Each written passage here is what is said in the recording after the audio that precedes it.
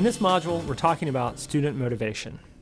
On screen, you'll see a number of motivations that students might bring with them to the classroom or might find along the way.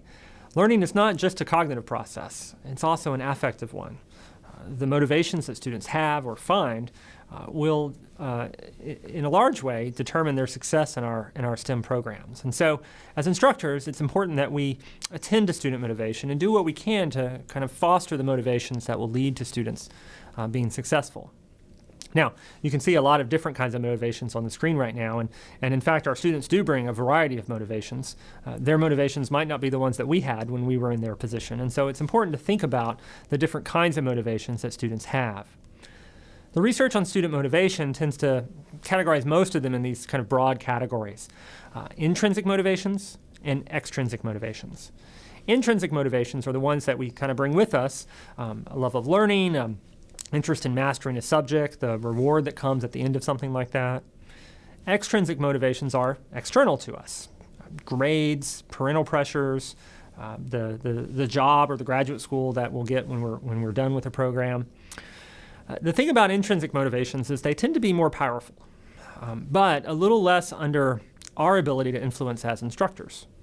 Extrinsic motivations tend to be a little less powerful, but again, we can actually generally control those fairly well. When we say something like, "This will be on the test," or "If you want to get an A in this course, here's what you need to do," we're activating those extrinsic motivations. Now, Ken Bain has this book, What the Best College Teachers Do, and he talks about this literature on motivation and makes the claim that these two different kinds of motivations generate certain types of learning behaviors in students. He calls one type of behavior strategic learning. These are the extrinsically motivated students who are typically either after a certain grade or scared of getting a certain kind of grade. Either way, they tend to fall back in what Ken Bain calls strategic learning behaviors. They will do just enough to get that grade or avoid that grade, but no more. They might not learn very deeply. They might not learn in a way that will help them solve problems when they leave the course. They'll do what they need to kind of navigate the course itself and get whatever external reward that they want. Ken Bain contrasts these students with deep learners. These are the students who are interested in learning, maybe not for its own sake, but at least they're interested in mastering the learning, figuring out what they can take from this course to solve problems down the way, to use in future courses or their careers. This is the kind of deep learning that we'd really like students to be able to develop. The problem is that it's really hard work. Deep learning requires a fairly high level of motivation, and often that means intrinsic motivations. So the challenge for us as instructors, I think, is how can we try to foster some of those intrinsic motivations to motivate students towards the kind of deep learning that we'd like them to have. Now, there's a few tools in the literature that I think we can use. And so I'm quoting a lot from Ryan and Deci here. They've got a really nice summary of some of the research on student motivation. They point to a few different factors that are at play with intrinsic motivations. One is this idea of competence. So the visual here is of a puzzle, and I have a young daughter, and she's kind of attuned to the size of a puzzle piece in a box of a puzzle that she might get, and how many pieces there are in that. If there's too few pieces, and if the pieces are too big, it's not very interesting to her anymore. But if there's too many pieces or the pieces are too small, it's a little too challenging for her, and she doesn't want to do that either. She's looking for something that's kind of just right. And that's the idea behind competence. We're motivated when we're engaging in tasks that are hard but not too hard. If it's too hard, we disengage, we get frustrated. If it's too easy, it's not interesting enough. And so this is one piece of the puzzle, I think, so to speak, that we can use to try to structure some more motivation in students. There's also the idea of autonomy. This, again, is a photo from my kids. I know when my daughter got her bike with the training wheels and she could kind of go off and have a little bit of autonomy, direct her own path, she was really excited. And that's what the research on motivation says, that when we have a certain degree of autonomy, we're more motivated to engage in whatever the activity is. We don't really like it when people are telling us exactly what to do. We want to have some choice, some free will in that, and that's a motivating factor. A third category is this idea of purpose.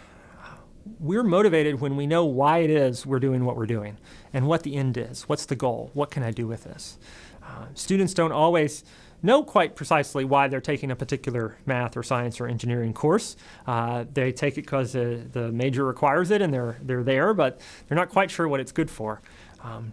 I'll often talk about students trying to help them understand in a math course what they can do with the math. What kind of problems can it help them solve? What are they going to do with this when they finish the course? That's tapping into this idea of purpose so that they know kind of what it is that they're all about. More recent research looks at some other aspects of motivation, what I would call social motivations. There was a study by Binkler and Nissenbaum that came out a few years ago that looked at different groups of individuals, but one of the groups I know they looked at were contributors to Wikipedia. So these were people who frequently made edits or contributions to Wikipedia. And the researchers were interested to know, why did these folks participate in Wikipedia when there wasn't any real financial reward for doing so? And what they found was, among the Wikipedians and other groups as well, is that people are strongly motivated by being part of a community and by contributing and sharing with that community. And so the image here, I'm drawing a lot for my kids here. This is one of my kids' soccer teams in action. And I think, our classrooms aren't necessarily, well, they're not soccer teams, and they're not necessarily learning communities either, but they can be. And when we start to help students see their classmates as people they can learn from and learn with, we're tapping into this idea of building a learning community. And again, that's going to motivate students to engage. I like to think that I may have trouble motivating my students to want to know math, but they might actually like the learning process. They might like learning with these people, and that's something that we can use to our advantage. So, in terms of strategies, if you want to kind of inhibit the strategic learners and try to kind of shift their attention away from the grades and the rewards, often it's helpful to lower the stakes in some way. So this may mean giving students multiple opportunities to show what they know, not having one giant test at the end of the semester that everything's riding on. That's going to really focus their attention on that grade and not on the learning process as you go. So having multiple smaller tests along the way, giving students opportunities to show what they know in different ways, perhaps. Maybe their final assignment is a paper or a poster. Giving students the opportunity to revise and resubmit. I found a lot of success with having students do corrections on tests after they get them back. It could be that you build a little slack in the system. So maybe you assign 10 problem sets over the course of the semester. Students get to drop one of them. Those are all techniques that will help to lower the stakes a little bit. Now, we have to be realistic. We're not going to remove the stakes entirely.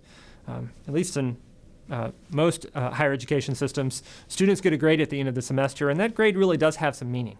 It's going to affect where they go to grad school, what kind of jobs they get, whether or not they finish the program. Those things are not unimportant. But I think there are things we can do to try to lower those stakes a little bit, to take some of the pressure off so that students can focus a little bit more on learning. One of the most important things we can do in this category is not grading on the curve. When we say things like only 10% of you are going to get A's and the next 20% are going to get B's and that's it, what we've done is we've set up a very competitive classroom environment. And for most students, that's going to shift them from those from deep learning strategies to strategic learning strategies. And so that's a real way to raise the stakes and not lower the stakes. Better to say, here's what it needs, here's what you have to be able to do in order to get an A, and see how many students can reach that bar. Now, in terms of those intrinsic motivators, there are strategies we can use to try to leverage those as well. So again, we're looking at competence and autonomy and purpose and community. So when it comes to competence, this is kind of the Goldilocks effect, right? You want something that's not too hard and not too easy. So this involves knowing where your students are, what they bring with them to the course, what they find challenging, what they don't find challenging, and trying to kind of pitch the course, pitch your activities and assignments at the right level so that students are challenged, but it's not so overwhelming that they give up. In terms of autonomy, when you can give students some choice, either in maybe a topic they get to explore for a project, or maybe it is in kind of the format of what they report. Maybe some students would prefer a presentation to a poster or a paper. Or maybe it's just giving students some choice in how they earn participation points in a particular course. Those are strategies you can use to give students a little bit more autonomy so that they have a little bit more control over kind of how they navigate the course and show their learning. And most of them will find that really motivating. The paper topic selection it can be really helpful to have students kind of connect your course with things that they're interested in. And that brings us to the idea of purpose.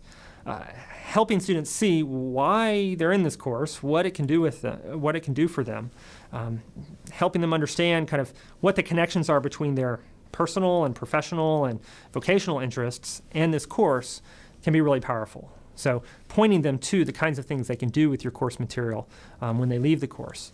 Also, I think there's another aspect of this that sometimes students feel there's not a lot of purpose in what they're doing in a class because they're just taking these tests or doing these projects and turning them in and then moving along with their lives. One technique that can be kind of interesting is having some type of authentic audience for students' work. So maybe you have students take some complex ideas and explain them for a kind of lay audience through some YouTube videos, right? That can be a really challenging process for students, but knowing that they're going to share their results with a real audience out there in the World Wide Web can be really motivating, and they can take the work very seriously. Or maybe you engage your students in some type of service learning project where they're applying the skills that they're learning in your course for community organizations that need different types of assistance or help, and that the service is valuable to them, but also a really good learning experience for your students. Maybe it's just having an external client for a project, right? This is a fairly common strategy in engineering courses, particularly senior design courses, having students do work for external clients that are really interested in what they have to come up with. All of that can increase the level of purpose in the assignments in your courses that you give students. Finally, there's this idea of community and trying to create a learning community among your students. Again, it's not necessarily going to happen, actually. Just because you've got a bunch of people in the room doesn't mean that they form a learning community. You've got to do what you can to help them get to know each other, give them opportunities to share what they know with each other, to share their own interests with each other, so that they can start to see that they can, in fact, learn from each other. So I'm going to end with one example from my own classroom practice that I think illustrates at least a few of these principles. And it's an activity I've done in a couple of different courses that I would call social bookmarking. And so I started in my cryptography course a couple of years ago doing this. I found that students were coming to this course with lots of different interests in the course. Some of them liked the codes and the ciphers. Some of them liked the puzzle solving. Some of them liked the mathematics. Some of them liked the history and the espionage aspects of cryptography. Others were interested in kind of modern day computer security and encryption technologies. And so what I had them do was I had them use this kind of shared site where they were bookmarking, kind of saving links to news articles and websites and resources that they had found that appealed to them. And I think this worked really well for this course, in part because the students were fairly well motivated already, right? This was a small course. They had a lot of options for this course, and so they all had some kind of interest in cryptography. But since they were connecting their individual interests with resources that they shared with the entire course, both online and during class, we would take a fair amount of class time each week and pull up some of these examples and stories and discuss them as a class. I think they started to see each other as people they can learn from, right? That we were kind of in this together, learning together, sharing what we were finding out with each other. And so I think that's pretty powerful. I tried this again in my statistics course. That was a very different course. I had 70 students who largely were taking it because it was a required course. In that case, I wanted them to start to see the relevance of statistics to things that they were interested in, to their careers, to their majors. And so I had them find different types of resources, but I still wanted them to go and find examples of statistics in action and share that back with the class. And that worked reasonably well. Not quite as well as with the cryptography students. But I think in all of these cases, I'm giving them a task that's actually not too hard. It may be a little too easy on the competence scale, actually. It's a pretty low barrier to entry to find a website with something interesting and share it with your classmates. But it's certainly tapped into the kind of autonomy and purpose ideas. Students could kind of go in lots of different directions with this, find different types of resources or different topics. And I encourage them to try to tap into things that they were already interested in so they could start seeing the connections between our course material and those interests.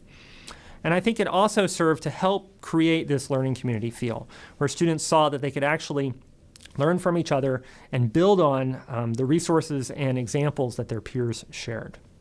Now, this isn't the only way to foster student motivation. And so in the videos that follow, you'll see some interviews with faculty in a few different fields talking about the teaching strategies they've used and found successful in motivating students. As you listen to these interviews, look for these 4 ideas: competency, autonomy, purpose, and community, and see how the teaching choices that these faculty made tapped into these ideas to leverage student motivation.